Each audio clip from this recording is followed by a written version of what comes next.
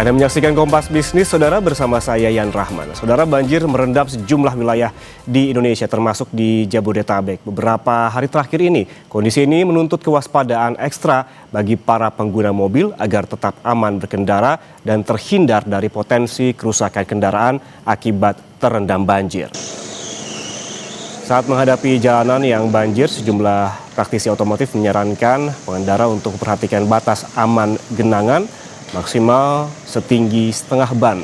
Namun jika mobil telanjur terendam, pemilik kendaraan disarankan untuk melakukan pemeriksaan secara menyeluruh. Selain itu, pemilik kendaraan juga harus memahami penanganan mobil yang terendam agar tidak tertolak saat klaim asuransi.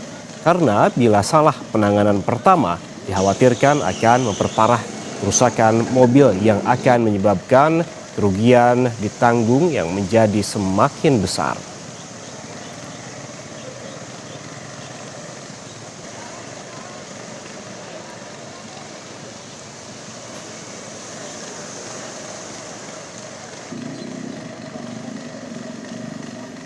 Ya, saudara, banjir tak hanya memberikan kerugian kesehatan atau bahkan jiwa, tetapi juga material seperti mobil. Bagaimana memastikan mobil yang sudah susah payah dicicil dari gaji bulanan agar tetap aman saat banjir? Sejauh mana asuransi menanggung kerugian akibat banjir? Kompas Bisnis sudah bersama praktisi otomotif Anjar Laksana. Mas Anjar, selamat pagi. Halo, selamat pagi Mas Yan. Ketemu lagi kita ya pagi ini. Mas Anjar, ini kan lagi musim hujan dan juga banjir di mana-mana begitu.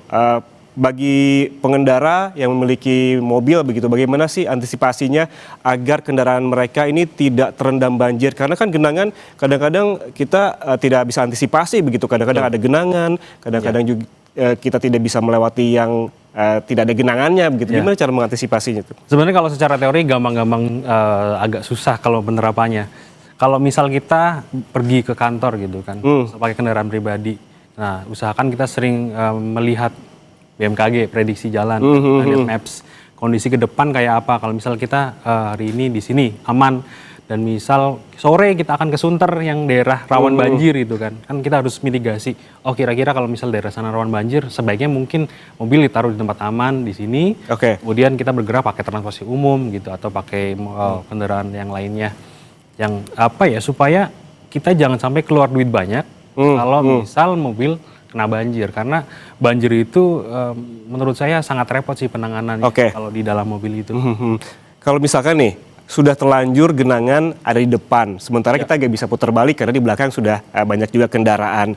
Betul. Bagaimana cara mengukurnya begitu? Kalau tadi saya baca beberapa juga dari praktisi otomotif lainnya bahwa diukur aja genangannya apakah setengah ban atau tidak begitu. Untuk mengukur itunya gimana tuh agar tetap aman? Sebenarnya kalau kita bisa ngelihat ke depan, kita buka kaca dulu, ngelihat posisi genangan air apakah sesuai dengan amannya, itu sesuai diameter ban, setengah ban itu masih aman. Kalau misal genangan airnya sudah mendekati fender atau alis roda itu resikonya lebih banyak ya. Nah, terus kalau kita punya asuransi pun, kalau misal kita harus terabas banjir dan akhirnya mogok, itu pasti sangat disayangkan, asuransi pasti ditolak. Oke, sebelum kita bahas soal asuransi, kita juga ingin memberikan penjelasan begitu kepada pemirsa Kompas TV tentunya terkait dengan mobil jenis apa saja sih yang bisa menerjang banjir, dan jenis mobil apa saja yang juga sebaiknya jangan mengambil risiko deh gitu. Iya, betul. Jadi untuk mobil sekarang tuh tren penjualan SUV kan meningkat. Nah, salah satunya di Jabodetabek karena mungkin aspek lingkungan itu yang tadi ya, karena banjir.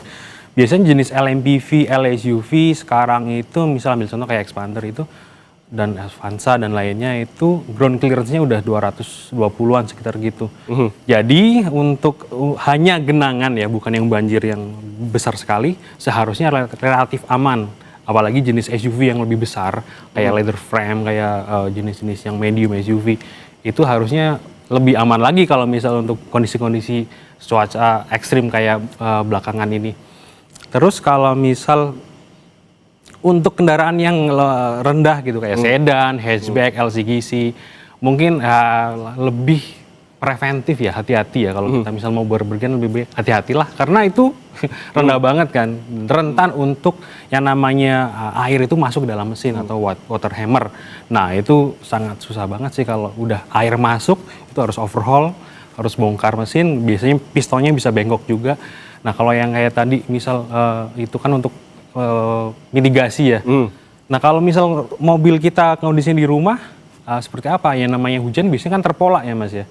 Terpola paling enggak kalau misal kita rumahnya sering terdampak, sebaiknya mobil itu diamankan di parkiran yang lebih aman. Biasanya parkiran dari komplek tuh ada kan yang dikelola oleh warga, sebaiknya seperti itu supaya ya kita lebih aman daripada kita keluar duit ratusan juta, mending kita bayar bulanan untuk kayak gitu. Walaupun memang sudah yakin mobilnya aman dari banjir, misalkan tadi sebutkan Mas Anjar ada SUV dan lain-lain dengan ketinggian bannya yang juga cukup, sebaiknya kalau memang udah musim hujan dan juga rumahnya berpotensi banjir, sebaiknya mobilnya ditaruh dulu, diparkir dulu di tempat yang aman begitu ya.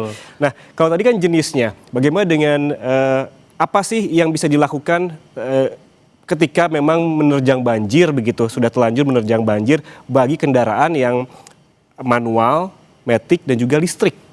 Bedanya apa tuh? Apa saja yang perlu dilakukan oleh masing-masing pengendara dengan tiga kendaraan jenis yang berbeda ini? Ya, tetap kalau misal menerjang banjir yang di atas roda itu kan tidak disarankan. Idealnya begitu kan.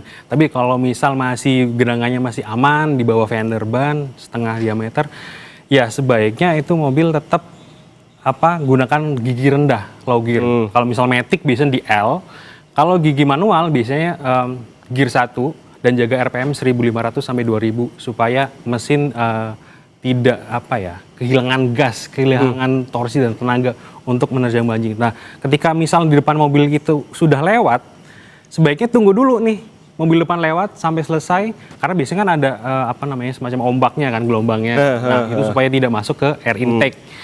Nah, biarkan lewat dulu baru kita menyusul aman gitu. Nah, kalau untuk mobil listrik memang ada beberapa mobil listrik yang spesifikasinya memang diperkuat untuk kondisi-kondisi banjir yang seperti di Indonesia, apalagi di Jabodetabek belakangan. Kemarin juga ada yang viral jenis mobil SUV listrik yang memang dia punya fitur IP Intrusion Protection 68 yang baterainya memang anti air dan kondisi bodinya memang diciptakan untuk bisa menerjang air sampai 1 meter selama 30 menit. Itu klaim pabrikan sih, tapi itu kemarin sempat viral dan banyak orang warganet yang memujinya gitu. Oke, jadi intinya lebih aman mana nih untuk dalam kondisi hujan dan juga banjir, mobil Matic atau mobil yang biasa?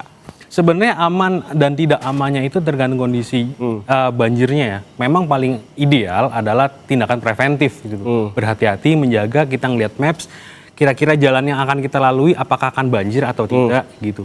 Itu idealnya begitu. Jadi kalau misal matic maupun apapun, ya kalau selama kita preventif dan scheduling waktu kita beraktivitas di luar, dan kita memantau lagi BMKG biasanya kan akurasinya sangat bagus ya. Kapan mau hujan, kapan mau banjir, kira-kira itu ya jangan melintas lah gitu. Oke. Kalau misal pun sudah banjir ya kalau di dalam itu saya sih lebih memilih misal saya tinggal mobil itu di parkiran, selama parkiran itu di gedung atas, dan mungkin baru besoknya lagi daripada saya harus menerjang banjir. Kalau sudah menerjang banjir, kalau harus overhaul engine itu sangat mahal sekali biayanya. Oke. Termasuk mereka juga yang pengendara mobil listrik ya, jangan mentang-mentang ada yang viral mobil listrik aman, jangan sampai malah justru menjajal begitu ya. Jadi justru bisa mengeluarkan uang yang lebih banyak. Nah, kalau tadi kan langkah pencegahan begitu. Bagaimana kalau sudah terlanjur terendam gitu, bukan hanya menerjang tadi yang kita sempat bicarakan di tengah-tengah tadi. Bagaimana kalau memang sudah terlanjur terendam ketika diparkir di rumah, langkah pertama apa yang bisa dilakukan oleh pemilik mobil? Ya, baik kalau misal kendaraan sudah ya kita udah berusaha tapi memang ya mungkin fakta berkata lain terendam banjir, ya sebaiknya kita mungkin hal yang paling pertama adalah melepas aki. Di kutub negatif biasanya warna hitam, hitam. Itu menjaga supaya paling enggak kalau air masuk itu tidak terjadi konsleting. Jadi elektrikal dari si sebuah kendaraan itu bisa lebih terjaga lah. Terus kalau misal mobil itu sudah terlindungi oleh asuransi, mungkin boleh hubungin call center supaya misal kalau mobil sudah terdampak itu kan kita nggak bisa main-main ya Mas ya. Gitu kan. Paling nggak yang paling kita bisa lihat itu lepas aki, setelah misal sudah surut banjirnya kita bersihkan bagian-bagian sikring-sikringnya, bagian lain, baru kita misal calling call center atau sebaiknya bengkel profesional karena kalaupun kita mencoba untuk menyalakan itu sangat berbahaya. Kadang malah ada air sisa yang masuk, itu yang bisa mesin kompresinya dirusak lah.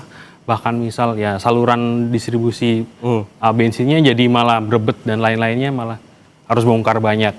Oke, sebenarnya apa sih yang paling fatal ketika mobil terendam banjir itu?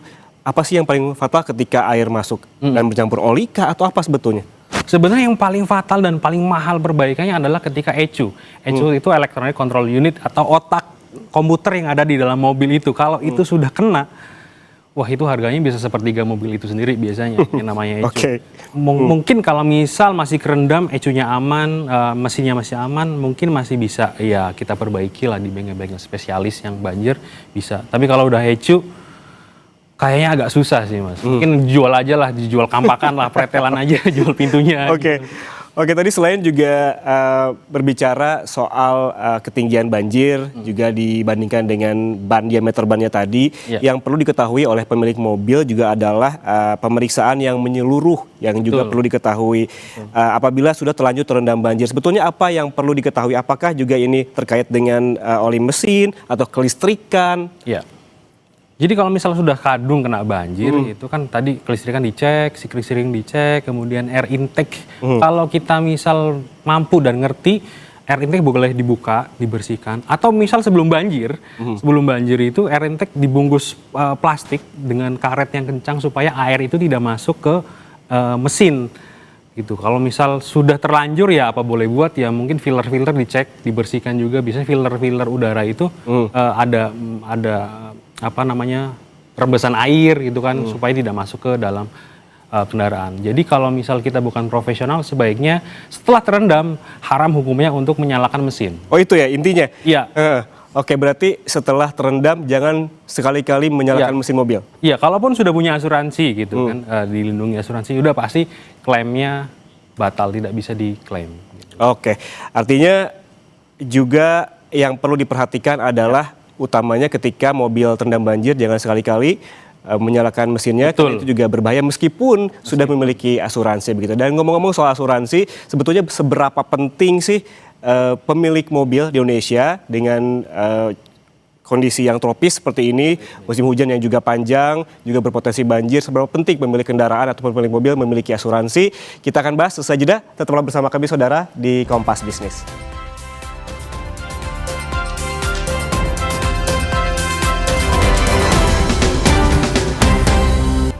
Anda masih bersama kami di Kompas Bisnis, saudara, dan kita lanjutkan perbincangan dengan praktisi otomotif Anjar Laksana. Mas Anjar, tadi kita sempat membahas soal asuransi. Sebetulnya seberapa penting sih pemilik mobil di Indonesia dengan kondisi yang sering hujan dan juga banjir untuk memiliki asuransi atau mengasuransikan kendaraan mereka? Betul.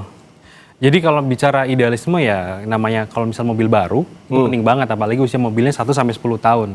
Nah, itu penting banget untuk memiliki karena misalnya yang namanya mobil itu masih punya value gitu kan. Nah, kalau misal kita beli kredit, biasanya 80% masyarakat Indonesia kan beli kendaraan kredit. Betul. Kredit itu pasti dilindungi asuransi. Cuman kalau misal kita bicara lagi ke konteks banjir, kita harus tanya ke leasing. Ini jenis asuransi yang saya dapatkan mobil ini itu apa? Apakah hanya TLO? Apakah hanya komprehensif? Bedanya? Kalaupun komprehensif, apakah ini dengan jaminan perluasan banjir? Nah, seperti itu harus dipastikan ya? Iya harus dipastikan, apalagi kalau misal mobil masih nyicil 7 tahun, biasanya 7 tahun atau 5 tahun rata-rata orang Indonesia itu dapat. Nah kalau misal kita nggak nyicil pun beli cash, usia 5 tahun, 10 tahun sebenarnya masih ideal aja kalau pakai asuransi. Nah di atas 10 tahun biasanya perusahaan asuransi juga sudah mulai malas nih menerima konsumen yang kayak gitu. Soalnya resiko perbaikan mobilnya lebih banyak gitu dibandingkan mobil-mobil yang masih baru. Dan mobil usia pakai yang di atas 10 tahun itu kan penyakitnya mulai banyak. Jadi ya itu menurut saya penting dan tidak penting kembali lagi sama kita. Kalau kita misal bijak ya pakai mobil baru sebaiknya diasuransikan. Oke. Soal perluasan tadi soal banjir begitu, itu bagaimana caranya? Misalkan saya nih mobil baru terus diasuransikan, bagaimana memastikan bahwa asuransi itu ada perluasan untuk banjir? Ya, jadi sebelum kita dealing sama namanya proses pembelian asuransi, kita harus tanya ke salesnya. Misal kita mau beli TLO atau komprehensif, bukan all risk ya. Sekarang lebih familiar sebagai komprehensif, tapi dengan jaminan perluasan. Nah kalau misal banjir ya kita harus beli yang namanya perluasan banjir. Kalau kita cuma hanya komprehensif biasa reguler, biasanya kalau kena banjir pun tidak bisa di cover. Dan itu ada wilayahnya, covering kayak gitu. Biasanya ini berdasarkan OJK ya, Otoritas Jasa Keuangan. Standarisasi mereka itu ada pembagian wilayah untuk Indonesia. Wilayah 1 itu meliputi Sumatera, Aceh sampai Lampung. Wilayah 2 itu meliputi Jabodetabek, Banten dan Jawa Barat. Dan wilayah ketiga itu Jawa Tengah, Jawa Timur sampai Papua. 1, 2, 3. Nah, yang mana yang preminya paling mahal? Biasanya yang paling mahal itu yang kedua, Jabodetabek, karena populasi kendaraan banyak dan resiko mobil berbenturan, tabrakan, serempetan dan kondisi banjir lebih beresiko di sini dibanding mungkin daerah-daerah yang lain lebih aman. Gitu. Oke. Jadi preminya pasti lebih mahal di sini dibanding yang lain. Gitu. Dan biasanya perusahaan polis pun, asuransi pun biasanya tidak semuanya menjangkau daerah-daerah yang 1, 2, 3 itu tadi. Gitu. Kita beli di Jakarta belum tentu misal kita amit-amit ya ada crash tabrakan di Jawa Tengah sana, Jawa Timur. Apakah bisa atau tidak? Ya itu harus baca lagi polisnya. Dibaca. Oke, itu beda juga ya? Iya, masing-masing perusahaan asuransi biasanya menyediakan yang beda-beda paket-paketnya. Memang kadang ada asuransi yang kelihatannya murah. Tapi kan perluasan jaminan dan lain-lainnya apakah memang komprehensif beneran, menyeluruh beneran atau hanya memang sebatas hal-hal tertentu saja. Atau misalkan begini, soal banjir begitu. Saya mobilnya di Jakarta, begitu, terdaftar di Jakarta. Tapi kebanjiran terendamnya di Jawa Timur begitu. Iya. Berarti aturannya udah beda lagi tuh? Belum tentu gitu. Kecuali mungkin ada beberapa perusahaan asuransi yang menyediakan perluasan jaminan wilayah. Oke. Nah, kita misal kampung kita misal ada di Jawa Tengah atau Jawa Timur gitu. Nah, kita mau ke perluasan wilayah 3 dari 2 ke 3. Mungkin akan tambahan lagi gitu. Nah, kalau misal bicara asuransi berapa sih biayanya itu tambahan? Ambil contoh untuk kita mobil yang sekelas sejuta umat lah ya, yang masih baru dan tahun 2025 gitu, kemarin beli. Untuk daerah sini biasanya rata-rata 5 sampai 6 juta. Nah, besaran besaran perluasan jaminan biasanya 0,3% dari harga kendaraan. Biasanya untuk mobil sejuta umat kan harganya ya sekitar 270 sampai 300 jutaan lah. Nah, dari 0,3 itu ya mungkin kisaran 500 sampai 1 jutaan, tergantung variannya dan masing-masing. Untuk lebih detail, kalau misal konsumen mau beli mana sih asuransi yang paling tepat buat mobil saya, sebaiknya kita bisa cek di kalkulator asuransi dia. Setiap perusahaan punya websitenya untuk hitung kalkulasinya berapa. Jadi, nanti saya mau pertambahan perluasan banjir. Apalagi terus kita daerahnya daerah sini nih rawan konflik, rawan misal demonstran, itu perluasannya beda lagi. Oke. Gitu. Jadi nambah lagi. Perluasan itu bukan hanya wilayah tetapi juga penyebab-penyebabnya tadi itu ya? Iya, penyebab-penyebabnya. Huru hara itu akan walaupun kita komprehensif, kita kejebak di demo gitu, tiba-tiba mobil kita dipukulin, hancur. Ya belum tentu kita bisa diklaim asuransinya karena kita tidak dapat perluasan jaminan yang huru hara itu tadi. Huru hara biasanya kalau standar polis asuransi itu lebih dari 12 orang. Oke. Gitu. Oke. Jadi perlu dicek sebelum kita beri asuransi. Mobil kita butuhnya apa dan yang paling tepat sesuai ya budget, lagi-lagi disesuaikan gitu. Kalau misal hanya banjir di Jabodetabek ya mungkin perluasannya hanya banjir saja. Oke. Ngomong-ngomong masih soal banjir nih, biasanya kesalahan apa sih yang paling banyak dilakukan oleh pemilik mobil sehingga asuransinya ditolak?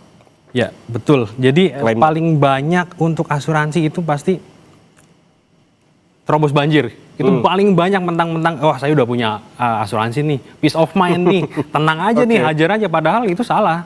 Kalau di polis manapun, boleh dicek di website manapun, di polis manapun, namanya asuransi kalau misalnya menerobos banjir udah pasti gagal, nggak bisa. Nah, inspektor-inspektor itu udah pasti pinter, tau lah, canggih lah, mereka punya alat yang mendeteksi ini mobil bekas banjir karena menerobos. Itu kan tidak sesuai. Gitu. Seperti itu. Terus kesalahan yang ada lagi biasanya kita lupa untuk bayar polis. Jadi kita udah setahun pakai, kita merasanya belum nih ntar. Padahal itu masanya berakhir, tapi dilalahnya kita mobilnya kena banjir. Nah itu pasti asuransi tertolak. Nah hal-hal semacam itu yang menyebabkan asuransi tidak bisa di cover. Terus bagaimana sih kalau misal ya kita terdampak, kita sesuai regulasi, udah nurut aturan polis, kita semua buktikan pakai video gitu kan kita. Tapi dokumen kita hilang kena banjir, STNK, BPKB dan surat-surat itu hilang. Biasanya kayak perusahaan-perusahaan, ambil contoh beberapa perusahaan asuransi yang besar kayak asuransi Astra itu mereka masih mau bantu karena mereka punya soft copy-nya, tinggal dicocokkan data mobil, nomor rangka dan lainnya, apakah ini mobil sesuai atau tidak. Mereka mau bantu untuk klaim kalau memang itu mobilnya sesuai dengan regulasi polisi itu yang tadi gitu. Itu masih bisa. Oke, kalau secara teknis tadi kita kan sempat bahas sebelumnya ada kesalahan misalkan setelah mobil terendam banjir, pemilik mobil menyalakan mobilnya, gitu. Ketika mesin mati, apakah kesalahan itu juga menjadi faktor klaim tertolak? Ya betul sekali Mas. Karena itu kan kesalahan personal, human error itu masuk dalam polis tidak bisa makanya ketika mobil sudah terendam sebaiknya memang hanya akinya aja dilepas. Kalau sudah punya kita punya asuransi, hubungi call center. Mereka bisa ngasih ngasih solusi, apakah harus ditowing kemudian dibawa ke dealer resmi, bengkel resmi, atau mungkin ke bengkel rekanan. Jadi jangan coba-coba kita nyalakan mesin, jangan coba-coba kita nyalakan namanya elektrikal, kita nyalakan anak kunci, seolah-olah kita paling ngerti gitu kan. Kita masih ada risiko-risiko yang namanya tadi, air bisa masuk, kita nggak pernah tahu. Jadi sebaiknya kalau misal yang namanya mobil kena banjir itu nggak boleh main-main.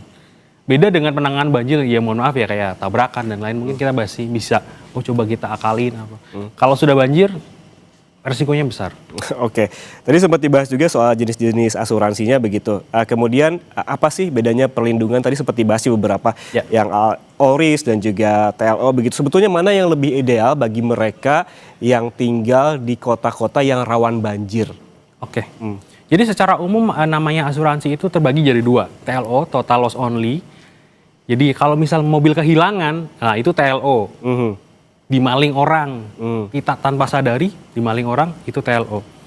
Dan misal mobil bukan kerusakannya, biaya untuk perbaikannya sampai 75% itu masuk ke TLO. Nah itu cocok. Misal mobil crash, tabrakan sampai hancur banget, dan ternyata biaya perbaikannya 75% dari harga mobil itu masuk ke TLO. Nah satunya lagi komprehensif dengan perluasan jaminan. Kalau misal kita tinggal di Jabodetabek, sebaiknya ambil yang komprehensif dengan perluasan jaminan. Toh maksudnya angka yang kita keluarkan untuk bayar premi untuk perluasan itu kan ya paling ratusan ribu gitu. Dibanding misal terpapar dengan resiko banjir yang kita alami dengan kondisi hujan yang ekstrim belakangan ini kayak gitu Mas. Kalau tadi kan kita bahas soal mobil-mobil baru yang otomatis diasuransikan di awal, apalagi yang nyicil-nyicil begitu. Bagaimana dengan mereka yang cicilannya sudah lunas, yang sudah 5 tahun ke atas begitu? Apakah masih perlu untuk diasuransikan? Apakah memang wajib begitu untuk diasuransikan agar lebih aman? Ya kalau misalnya masih sayang sama kendaraannya, ya 5 tahun boleh ganti kendaraan. Jadi kalau misal ganti nyicil, ini nyicil lagi, jadi baru lagi cicilannya. Tapi kalau misal masih sayang, udahlah gitu. Dan pengen asuransi nggak masalah, masih bisa kok. Perusahaan asuransi kan misal usia untuk komprehensif itu tertanggung 1-10 tahun. Masih bisa di cover sama perusahaan asuransi gitu kan. Kalau usia di atas 10 tahun, mungkin kalau saya pribadi, saya akan beralih ke TLO. Karena TLO usia jaminannya sampai 15 tahun gitu. Jadi masih bisa diasuransikan. Oke, kalau kita hitung-hitungan ongkos nih, Mas Anjar, sebagai pemilik mobil, apabila memang mobilnya sudah terlanjur terendam banjir, dan tidak diasuransikan, hitung-hitungan ongkos untuk memperbaikinya, apa saja yang perlu diperbaiki dan berapa harganya? Kebetulan saya punya bengkel yang kenalan juga, sering ngobrol. Kalau untuk mobil yang terendam kayak sampai karpet aja, nih nggak sampai parah, jadi sampai karpet aja, kita misalnya nyelonong, itu biaya perbaikan bisa 1-5 juta untuk jadi dibongkar bagian interiornya, dibersihkan sampai bersih. Itu kan butuh tenaga dan waktu ya, jadi segitu. Nah kalau misal perbaikannya, misal kerendam banjirnya sampai dengan busa-busa dashboard, selama ECU dan mesinnya masih aman, itu lebih mahal lagi, bisa 20 juta, 25 bahkan lebih untuk pembersihan. Karena busa-busa, jok-jok biasanya diganti supaya tidak bau, door trimnya dilepas semuanya. Nah kalau misal terendamnya sampai mobil itu tewas bener-bener, ECU-nya mati, elektrikalnya mati, engine-nya water hammer, semua udah. Itu kayaknya mahal banget sih Mas, bisa ratusan juta. Kalau misal mobilnya, saya ada beberapa kasus, mobil lama yang harga bekasnya 100 jutaan gitu. Terendam sampai mati semuanya, total biayanya tuh perbaikan dihitung-hitung sama bengkel itu bisa sampai 80 juta. Akhirnya, waduh yaudahlah kayaknya nggak jadi gitu, mending itu mobil dijual apa adanya, ibaratnya dikampakin, dipretelin, dijual kayak ngecer. Akhirnya mending beli mobil baru yang apa namanya, ya yang bebas banjir dan bebas tabrak. Jadi rekomendasinya kalau kondisinya kayak gitu mending beli yang baru? Ya beli yang lain lah gitu. Beli yang lain, oke. Boleh baru, boleh second, yang penting aman dari banjir. Oke. Kalau memang sudah tadi ada beberapa kondisi banjir, kerusakan akibat banjir seperti itu, bagaimana dengan harga jualnya? Misalkan, kalau saya pernah kebanjiran nih, pernah terendam banjir nih, tapi kondisinya sampai karpet aja. Ya. Itu berapa harga jualnya? Dari karpet aja sampai nyampe dashboard, sampai tadi yang lebih baik dijual itu, harga jual mobilnya berapa tuh estimasinya? Saya juga sering main ke dealer-dealer bekas gitu kan.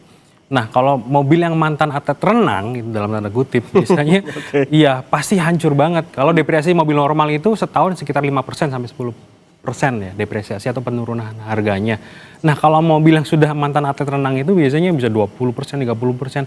Ambil contoh kalau mobil baru tahun 2022 katakanlah mobil MPV harganya 200 juta.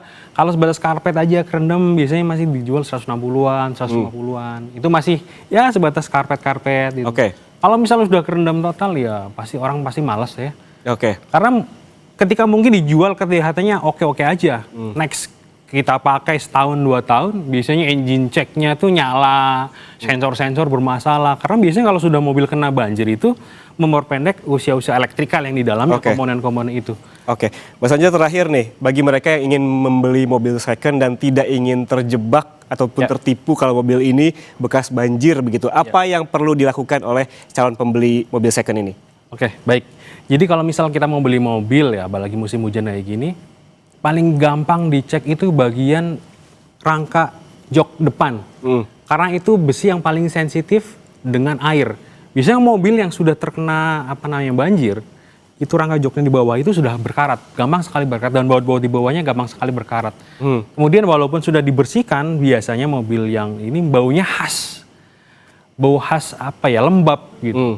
Gitu. Nah, gimana sih kalau kita pengen cari mobil bekas yang baik? Ya sebaiknya di opsinya bisa kita ke dealer resmi. Sekarang sudah kayak misal Toyota, Honda, Suzuki pun menyediakan dealer bekas yang certified gitu kan. Jadi aman dan mereka menyediakan garansi mesin, garansi elektrikal dan lain-lainnya. Itu kalau misal kita terpaksa beli ke tempat showroom yang lain atau ke personal, orang ke orang, kita boleh gunakan inspektor. Karena inspektor itu punya alat screeningnya lebih bagus ya. Jadi kita tahu sensor-sensornya bermasalah apa enggak gitu kan. Kadang kan untuk mobil itu ketika dinyalakan aman-aman saja. Ternyata kalau sudah dicek onboard CPU-nya itu ternyata sensor-sensornya bermasalah. Ternyata ini dan mereka lebih detail lah kalau misal soal kayak gitu. Bisa dilakukan sendiri dengan tadi tips-tipsnya, melihat faktor apa saja yang ciri-ciri lah gitu ya, bahwa mobil ini pernah terendam banjir, tapi kalau memang ragu begitu, bisa meng-hire orang yang lebih inspektor yang atau bawa ke dealer resmi. Gitu. Atau bawa ke dealer resmi. Paling general check-up hanya 300 sampai 400 ribuan aja kok. Daripada kecolongan, dapat mobil yang memang bekas banjir dan setelah dipakai sekali 2 kali justru tidak bisa jalan begitu. Iya betul Mas. Terima kasih praktisi otomotif Anjar Laksana atas waktunya bersama kami di Kompas Bisnis, sangat bermanfaat sekali apalagi di kondisi banjir saat ini banyak sekali mungkin yang ingin tahu begitu bagaimana cara mengklaim asuransi dan pencegahan dan juga bagaimana penanganan mobil apabila sudah terkena banjir. Terima kasih sekali lagi Mas Anjar. Saudara,